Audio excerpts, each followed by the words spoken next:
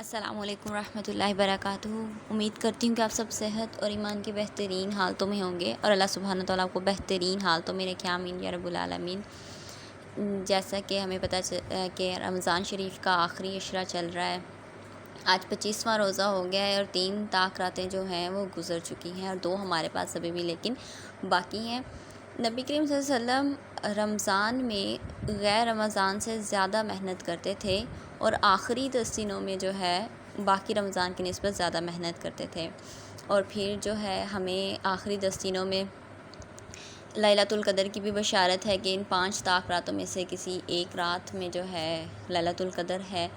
تو اللہ تعالیٰ سے دعا ہے کہ وہ ہمیں توفیق دے کہ ہم اس میں قیام کر سکیں، نیکیاں سمیٹ سکیں۔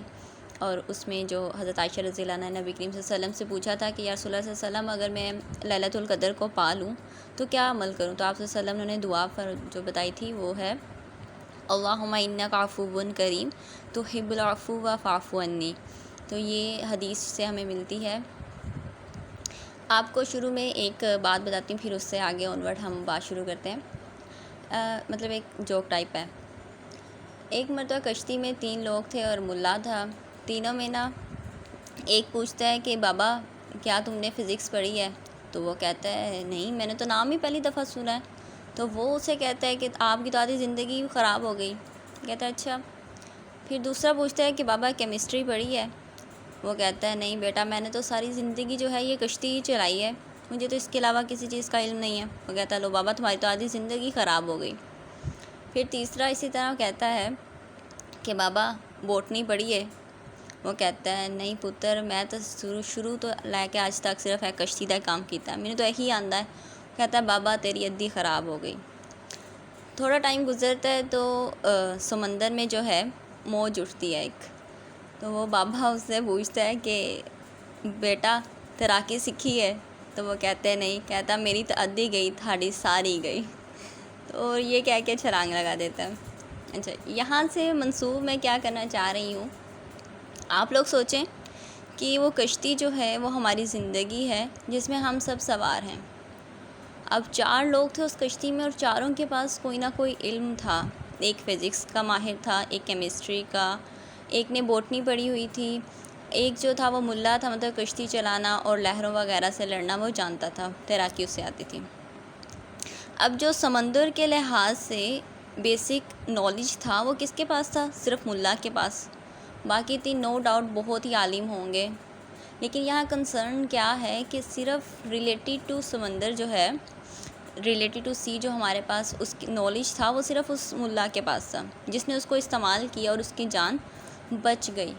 تو اسی طرح ہماری زندگی ہے، وہ موت جو ہے جو آئی بعد میں، وہ زندگی کی مصیبتیں ہیں اور ان سے بچنا کیسے ہے اس کا علم جیسے ملا کے پاس تھا ویسے اس کا علم ہمیں حاصل کرنا ہے۔ اگر تو وہ علم ہے تو ہم بچ جائیں گے، اور اگر وہ علم نہیں ہے تو پھر ہم پریشان حال بیٹھے رہیں گے کہ اب یہ مشکلات آ گئی ہیں، اب ہم نے ان سے لڑنا کیسے ہے، اب ان سے ہم کیسے لڑیں، ان کو کیسے فیس کریں، ہمیں کیا کام کرنے چاہیے۔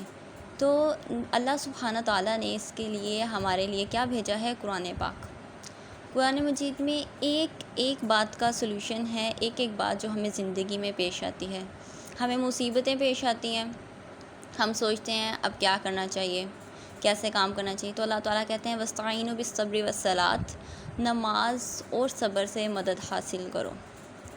پھر ساتھ ساتھ اللہ سبحانہ تعالیٰ خوشخبری بھی دیتے ہیں اِنَّ مَعَ الْعُسْرِ یُسْرًا کی، کہ ہر مشکل کے ساتھ آسانی ہے، ہر مشکل کے ساتھ آسانی ہے۔ تو اس طرح ہمارا حوصلہ بڑھ جاتا ہے کہ یہ مشکل سے نکلیں گے تو اللہ نے ہمارے لیے پتہ نہیں کتنی آسانیاں رکھی ہوتی ہیں۔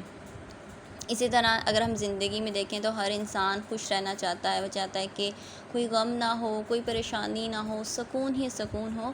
تو اللہ سبحانہ تعالیٰ نے اس کے لیے کیا کہا ہے؟ وَلَا خَوْفٌ عَلَيْهِمْ وَلَا هُمْ يَحْزَنُونَ، نہ انہیں کوئی خوف ہوگا اور نہ وہ غمگین ہوں گے۔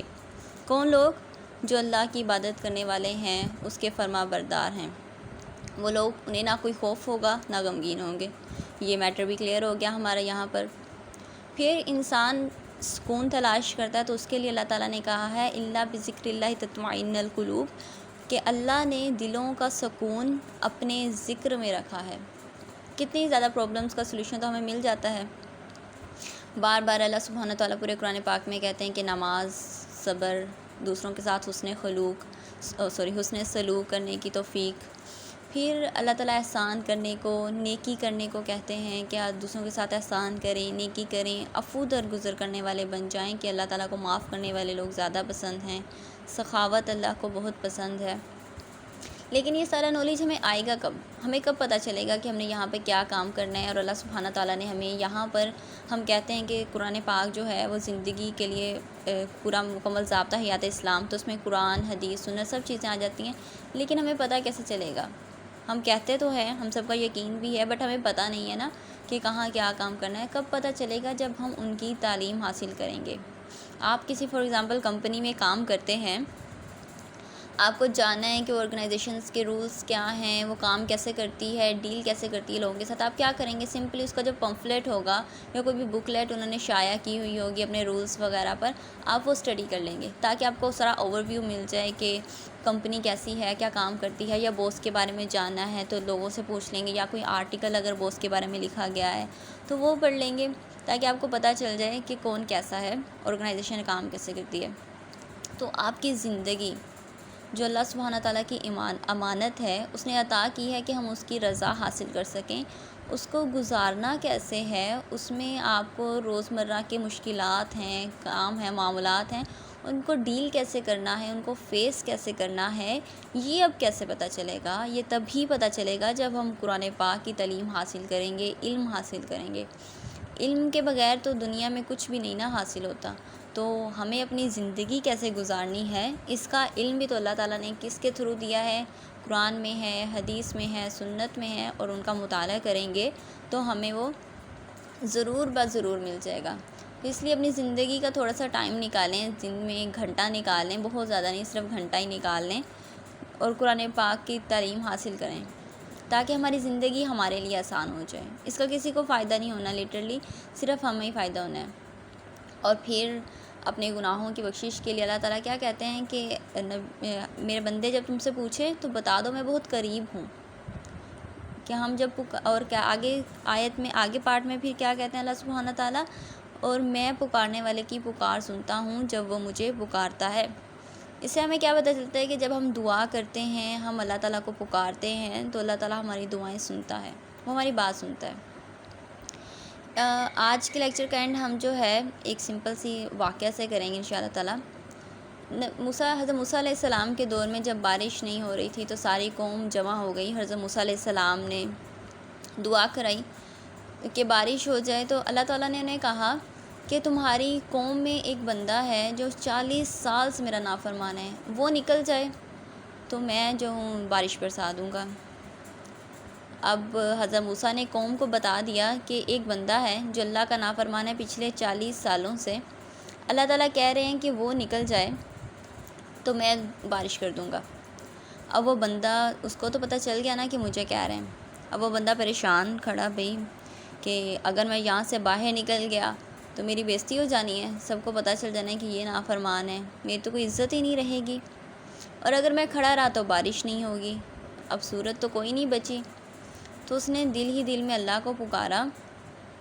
پکارنے کی وجہ کیا تھی؟ صرف عزت بچانا. یہ نہیں تھا کہ وہ اپنے گناہوں پہ شرمندہ ہو گیا یا پھر اسے توبہ کر لی، بٹ اس نے اللہ کو پکارا کہ یا اللہ تو مجھے معاف کر دے، میں نے جتنے گناہ کیے میری عزت بچا لے آج.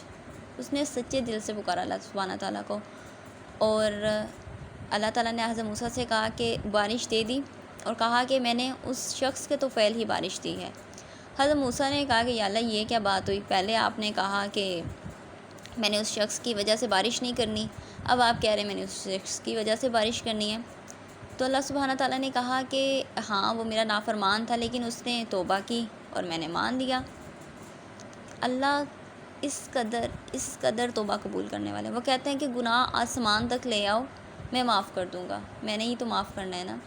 لیکن شرط کیا ہے؟ صرف توبہ کہ ہم معافی مانگ لیں، ہمیں ندامت ہو جائے، ہمیں ہو کہ ہم نے غلط کام کیا ہے، شرمندگی ہو اور اللہ معاف کر دیں گے.